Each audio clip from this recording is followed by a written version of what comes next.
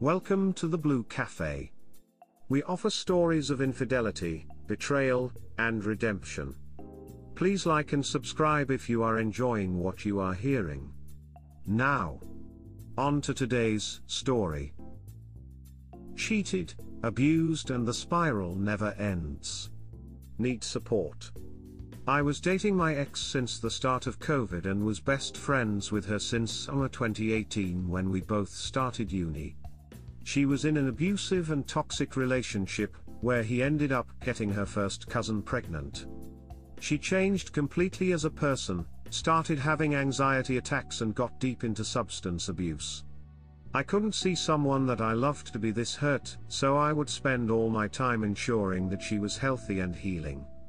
We grew very close and started dating. This was the happiest I ever was, not just because I thought I got the perfect woman, but also because seeing her happy made me happy. Fast forward to August, I walked towards her apartment at like 7 a.m., which was very unusual for me as I am a very late riser. It was her birthday and I thought of coming early, decorating the living room, cooking her breakfast and giving her a surprise. As I put my key in the lock and start to twist it, I hear commotion inside and soft hurried voices. Petrified, I open the door and dart in to see a mutual friend trying to hide somewhere while fully naked and my girlfriend just standing there in shock. I was a very violent child, but smoking weed was an effective way I controlled my anger peacefully since the last 3 to 4 years. All of that went away in an instant, and I punched her mirror as hard as I can while cutting up my hand very badly. She screams when she sees my hand dripping blood, but I simply just walk out before I do anything that I would have regretted later. I got myself patched up and went back home in the evening with a bandage and a broken heart. I called her best friend, who was very nice to me and also cared about her, and asked her to please tell me everything she knew truthfully. She broke down and said she can only tell me this in person. I said okay, because the only thing going on in my head was to make it all make sense. She came, broke down and told that they had been hooking up since before we were dating and continued it throughout, as she told her that she couldn't live without both of us. Her friend kept crying and asking for forgiveness, that she kept the truth from me and she should have told me from the start. I slumped onto the couch lifeless, took a giant swig of some rum, and in the most calm manner asked her to leave. Checked my phone and it was blowing up with calls and messages from her friend group and herself. Everyone in her friend group knew, and still those duckers used to hang around me like everything was normal.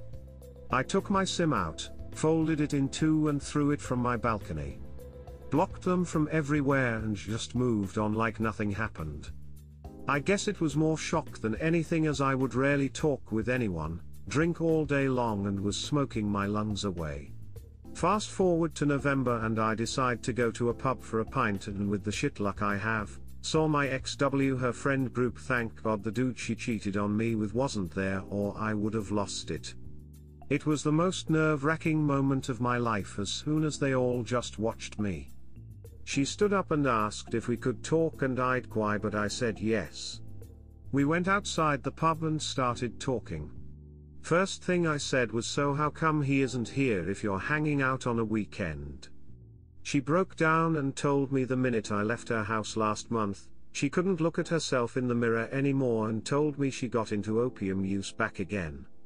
I'm only 20, and I never dealt with anything like this before, so I just started crying and embraced thinking all this was my fault. I said, let's talk it out at your home so at least we know whether we want to move on with us or get closure.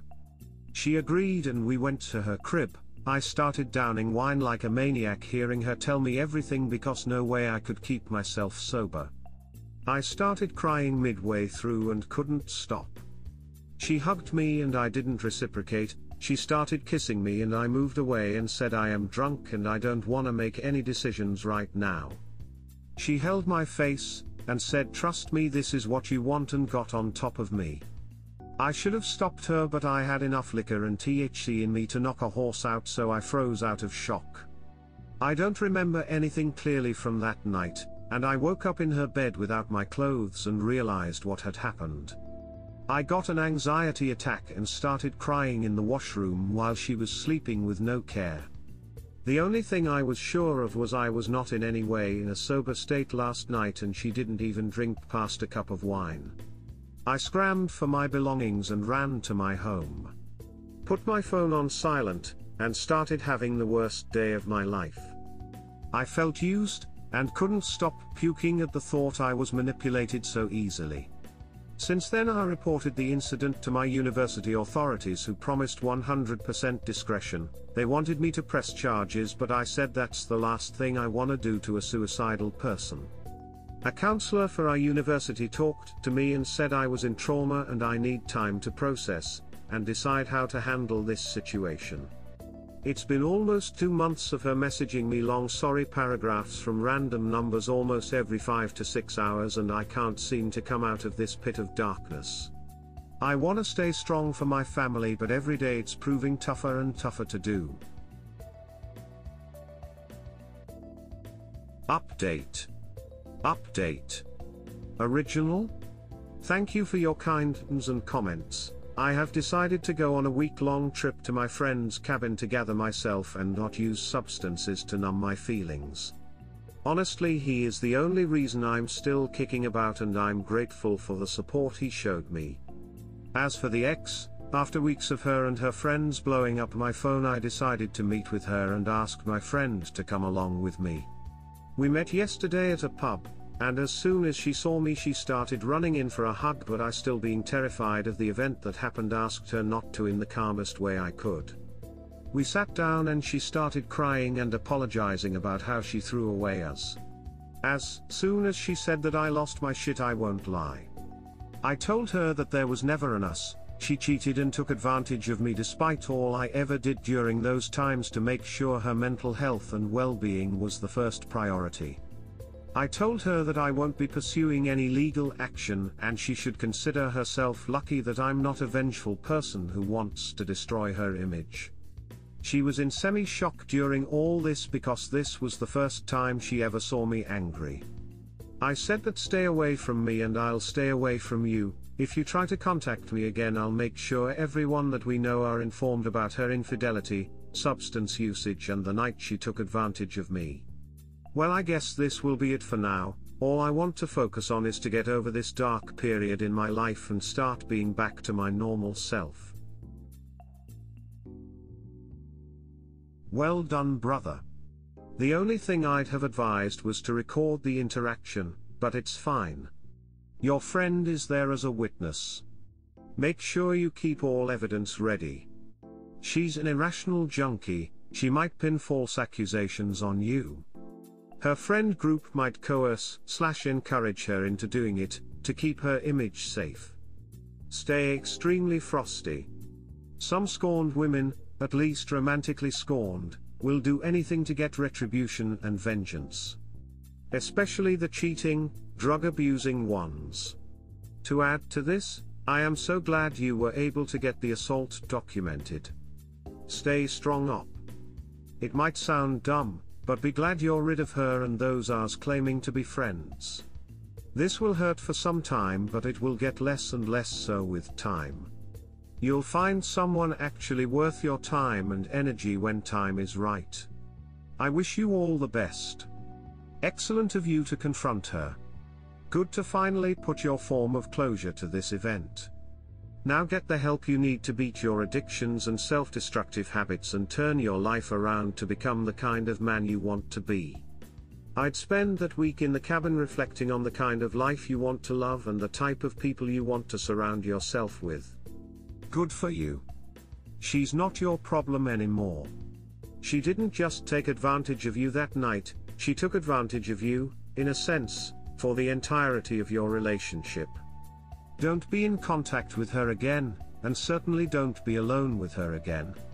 Both this, and your previous story, sound like creative writing. I'm calling bullshit on this story. I think you may be correct in your assessment. Absolutely.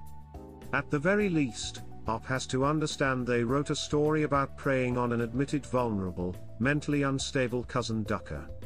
He's no saint in my eyes either. But the rampant disparagement, and the best friend crying and telling him, sinking lifeless, it's syrupy sweet fake. Cloying. 100% fake story. You did good, happy for you? Glad to hear you stood up for yourself. She is a monster. Buddy, you are 20 years old. I can't emphasize this enough. Stop with the excessive drinking and smoking, man. You've got a ducking life to live, and it will be awesome if you allow it. Don't lose hope, and be brave as you make your way out of despair. Good luck, thumbs up. Hopefully she didn't get pregnant, and you can move on from her and never have to deal with her again. Just be careful about the incident. That's a fight you cannot win if she tries to turn it around on you. You will have an uphill battle convincing anyone that she took advantage of you, but she would automatically believe it if she made the same accusations. Especially now with the #Believable Accusations movement. You need to stop meeting up at pubs for starters. You need help from alcoholism at this point. You know, so many times when people meet up after the fact, it's an opportunity that allows the cheating party to make their guilt less. You had full control of that situation, man. I think you might be the first story that really gave yourself the closer. That cabin is the best idea though. Nature has a natural effect on us, and it will give an opportunity in changing your environment to allow for mental transition. Healthy move. As long as you don't spend the whole time drinking and go on walks outside instead, you'll be okay. She's cut that which linked you two together. You had to expose yourself to create that link in the first place. You're not recovering for her or what she was. You're recovering from the wound she created by separating yourselves from each other in the most brutal way. Proud of you, man, handling it like a chief even when they gutted you alive. So keep your spirits and your mental health up, and please never give her even a remote chance, 'cause she is trouble.